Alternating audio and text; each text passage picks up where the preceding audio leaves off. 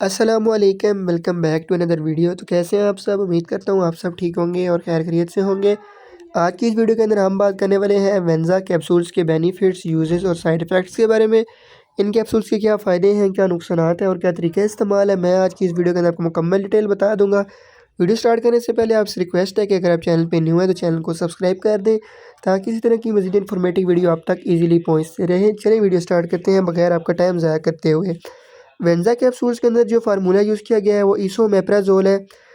ठीक है, जब भी आपने इस मेडिसिन का इस्तेमाल करना है या कोई भी आप मेडिसिन यूज़ करते हैं तो डॉक्टर की हिदायत के मुताबिक इसको इस्तेमाल किया करें ताकि आपको कोई मसला मसाइल ना बन सके।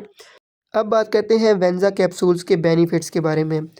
वेंजा कैप्सूल का इस्तेमाल तेज़ाबियत को ख़त्म करने के लिए करवाया जाता है। कुछ लोगों में मसला होता है स्टमक का, मैदे का मसला रहता है, उनको हर टाइम उनके मैदे में तेज़ाबियत रहती है, जलन रहती है सीने की, तो इन मसले के लिए इस मेडिसिन का इस्तेमाल करवाया जाता है। उसके बाद सेकंड नंबर पे हार्ट बर्न को ख़त्म करने के लिए, मतलब अगर आपको खट्टे डकार आते हैं सुबह उठते हुए या कुछ भी आप खाते हैं उसके बाद आपको खट्टे डकार आने लग पड़ते हैं, हार्ट बर्न होने लग पड़ता है, तो आप वेंजा कैप्सूल्स का इस्तेमाल करवा सकते हैं।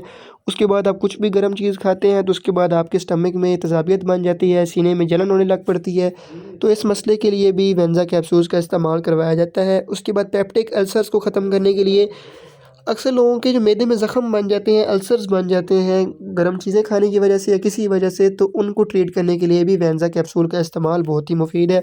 जहाँ तक वेंजा कैप्सूल्स के तरीका इस्तेमाल की बात की जाए, यूजेस की बात की जाए, तो आपने 20 mg कैप्सूल डॉक्टर की हिदायत के मुताबिक यूज़ करना है। वैसे 20 mg कैप्सूल सुबह शाम डॉक्टर तजवीज़ करते हैं।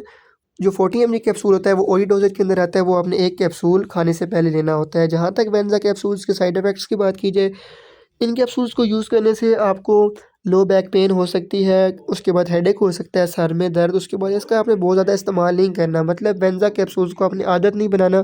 फिर आपका मैदा जो होता है वो वेंजा कैप्सूल के साथ अटैच हो जाता है और फिर वो आपको साइड इफ़ेक्ट्स होंगे, हेडेक हो सकता है, वोमिटिंग वगैरह भी आपको इस मेडिसिन की वजह से हो सकती है।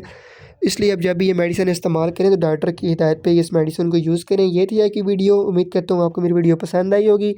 इंशाल्लाह मिलते हैं अगली वीडियो के अंदर। इतनी देर के अपना ख्याल रखिएगा, दुआओं में याद रखिएगा। अल्लाह हाफ़िज़। Thanks for watching.